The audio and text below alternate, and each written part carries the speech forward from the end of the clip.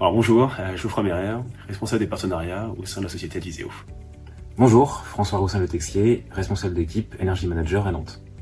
Et aujourd'hui, on va essayer de répondre à la question de savoir comment concilier les enjeux de transition énergétique, mais également le fonctionnement d'un magasin, notamment pour les grandes surfaces alimentaires, les fameuses GSA.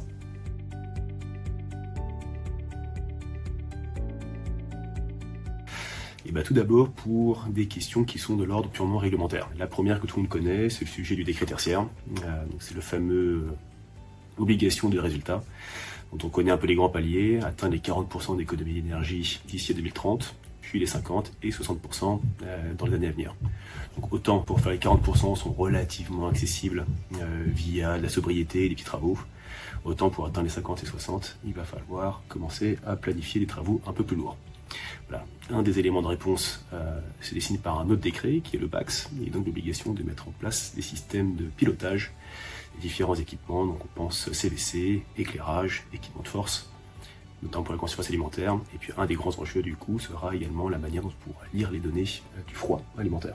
Et pour compléter ce que tu dis, on a aussi la loi DADU qui existe aujourd'hui et qui impose aux entreprises de plus de 23,6 gigawattheures de consommation annuelle d'avoir un système de management d'énergie certifié ISO 50001.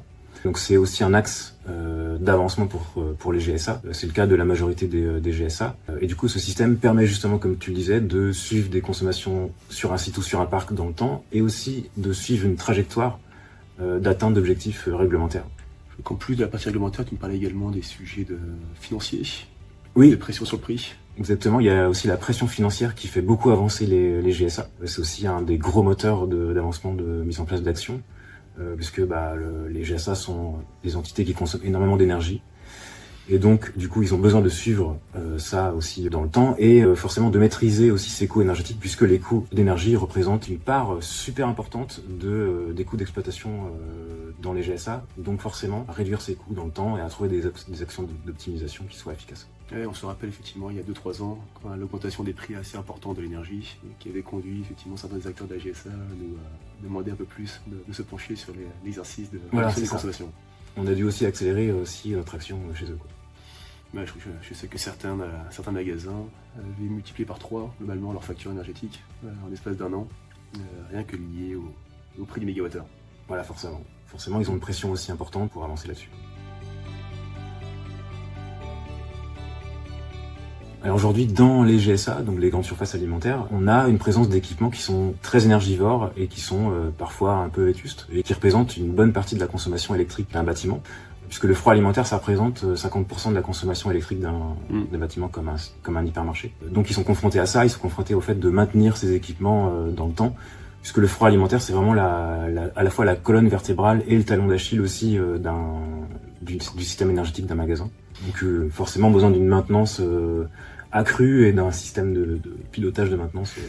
J'aime bien cette image un peu là du talon d'Achille, un peu de colonne vertébrale. C'est qu'aujourd'hui on parle de colonne vertébrale, vraiment les 50% d'économie d'énergie, de consommation énergétique sont vraiment liés au froid alimentaire dans la consommation alimentaire. Et pour revenir globalement sur cette notion de risque qui est liée, c'est une notion de responsabilité qui est très forte. C'est qui est responsable en cas de défaut lié au froid. Aujourd'hui, beaucoup de GTB acceptent tout à fait de venir piloter les équipements de CVC, les équipements de force, mais il y a toujours cette question qui se pose autour du froid.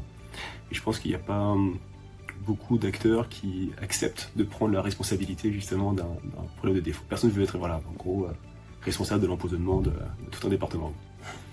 Effectivement, tu parlais de défauts, etc. Et c'est une des problématiques majeures aussi, parce que les GSA et aussi les mainteneurs frigoristes sont confrontés aussi à toutes les pannes qu'ils doivent réparer dans la durée, maintenance corrective et préventive. En plus de ça, il y a aussi la partie pression réglementaire et financière par les fluides frigorifiques, puisque des fuites de fluides frigorifiques génèrent des surcoûts importants et aussi des émissions de gaz à effet de serre importantes. Donc il y a cette double contrainte aussi qui repose également sur les mainteneurs frigoristes. Je crois que tu me parlais également de la fois des différents rushs, notamment dans certaines périodes. Oui, en période de forte chaleur, les centrales frigorifiques fonctionnent à pleine puissance. Donc forcément, on a plus de consommation, de surconsommation et parfois aussi des réglages qui méritent d'être ajustés. Donc une vigilance accrue de la part des mainteneurs, mais aussi une surveillance accrue de notre part pour éviter les surconsommations, quoi.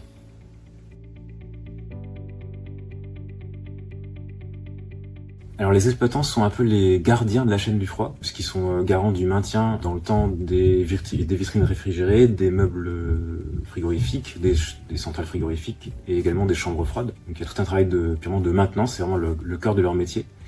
Et en plus de ça, ils sont aussi responsables de certains travaux de transition que missionnent les GSA, comme par exemple le changement de type de centrale vers des centrales CO2, qui sont des centrales avec un fluide à moins fort pouvoir réchauffant, ou par exemple aussi des travaux comme la pose de porte sur des meubles aussi. Ouais. Plus François parle et plus on se rend compte à quel point on demande beaucoup à ces exploitants et notamment aux frigoristes dans le monde alimentaire. Donc on reprend les différents sujets de réglementation, la planification des budgets, les travaux à mener et une capacité notamment à pouvoir mesurer l'impact de leurs travaux. On se rappelle encore une fois que les objectifs sont chiffrés et on se rend bien compte également dans le travail quotidien que tous ces exploitants frigoristes n'ont pas forcément l'ensemble des outils suffisants pour notamment justement mesurer ces fameux impacts de leur travail. Outils à plusieurs niveaux, notamment l'échelle du site, puisqu'aujourd'hui les frigoristes peuvent également avoir une vision sur le froid, mais on parle bien également de CVC, d'éclairage qui représentent l'autre pourcentage restant des consommations énergétiques. Et on peut également penser à l'échelle d'un parc, donc un peu plus important, puisqu'évidemment certains adhérents, certains propriétaires peuvent avoir plusieurs sites sur lesquels il faut mener pour chacun les fameux objectifs du décret.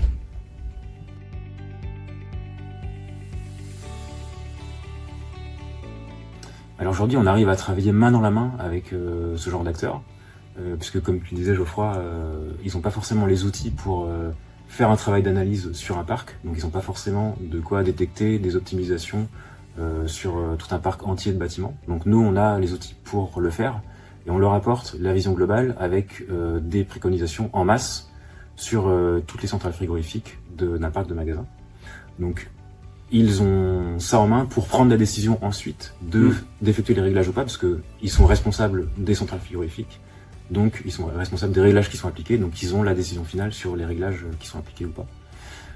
Ouais, je suis totalement dans ton sens. Je pense qu'on peut essayer d'aller donner un peu plus de détails, simplement, et illustrer un peu le sujet. Je pense qu'il est intéressant de montrer que énergéticiens peuvent avoir des outils, notamment ce qu'on appelle les EMS, les Energy Management Systems, qui ont pour particularité de pouvoir centraliser globalement l'ensemble des données énergétiques. On pense au point de livraison, que ce soit de l'électricité, du gaz, du RCU. On peut penser également aux données qui proviennent forcément des GTB, des capteurs de sous-comptage, différentes consignes de froid, tant qu'à faire. L'objectif étant de pouvoir analyser l'ensemble de ces données-là. Je pense que c'est le travail des énergéticiens. Et surtout de pouvoir ensuite proposer, préconiser plutôt des actions énergétiques. Charge ensuite, comme tu disais, au frigoriste, à l'exploitant, de les mettre en application en fonction ou pas, suivant les contraintes techniques qu'il connaît lui sur ses centrales frigo. En complément de cette partie data analyse, du coup qui aboutit elle sur plein d'actions d'optimisation qui sont des quick wins, on sait aujourd'hui accompagner les GSA par en plus des visites terrain. Donc c'est à la fois le travail de data analyse et le pragmatisme terrain qu'on a expérimenté qui font qu'on est pertinent auprès de ce type d'acteurs. Je pense que c'est intéressant, c'est ce que tu me disais aussi un peu la dernière fois, c'est que là, il ne faut pas se contenter simplement des travaux, et également toute la partie exploitation derrière. Effectivement, et quand tu parles de travaux d'ailleurs, travaux qui sont effectués, qui peuvent être effectués par les exploitants, les mainteneurs, les économies qui sont attendues par les GSA sont obtenues d'une part par les travaux en eux-mêmes, c'est-à-dire des équipements qui sont récents et performants, mais aussi par des réglages derrière qui sont adaptés, qui sont modifiés et qui sont optimisés par rapport aux travaux justement qui viennent d'être faits. Et ça, c'est aussi notre rôle à nous, de surveiller aussi, de dire au GSA, vos centrales frigorifiques et vos systèmes froids sont optimisés complètement.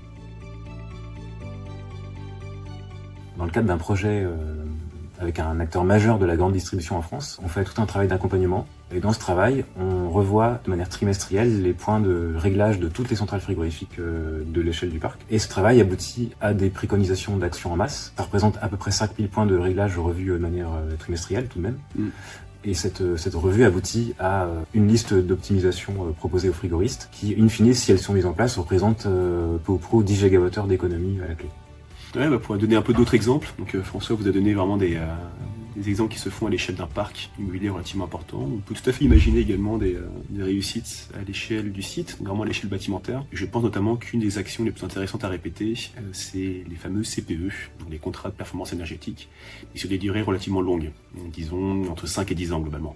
L'avantage, c'est que vous pouvez avoir un énergéticien qui s'engage sur un pourcentage d'économie d'énergie, disons tout simplement les pourcentages d'économie d'énergie qui sont nécessaires à atteindre pour l'objectif du décret tertiaire. Et vous avez également ce même énergéticien qui vous permet du coup de planifier les différentes actions, que ce soit la sobriété ou des travaux à mener sur les années à venir. Vous avez également du coup l'exploitant qui pourra mettre en place les différentes actions nécessaires et préconisées. J'y vois moi deux grands avantages. Le premier, il est tout simplement technique, parce que du coup, un adhérent, un propriétaire d'hypermarché ou de supermarché a du coup la double compétence à sa disposition, l'énergéticien et l'exploitant.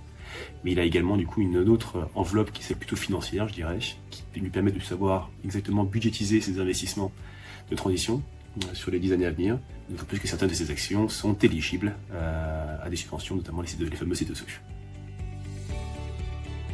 Alors pour le rappel des enjeux réglementaires, on retrouve le décret tertiaire avec ses obligations de résultat sur les décennies à venir, le décret BACS et la loi DADU, toujours intéressant à revoir. Effectivement, et d'ailleurs on traite régulièrement ce genre de sujet, donc n'hésitez pas à consulter nos ressources via nos livres blancs, aussi sur notre site internet, et à nous suivre sur notre page LinkedIn.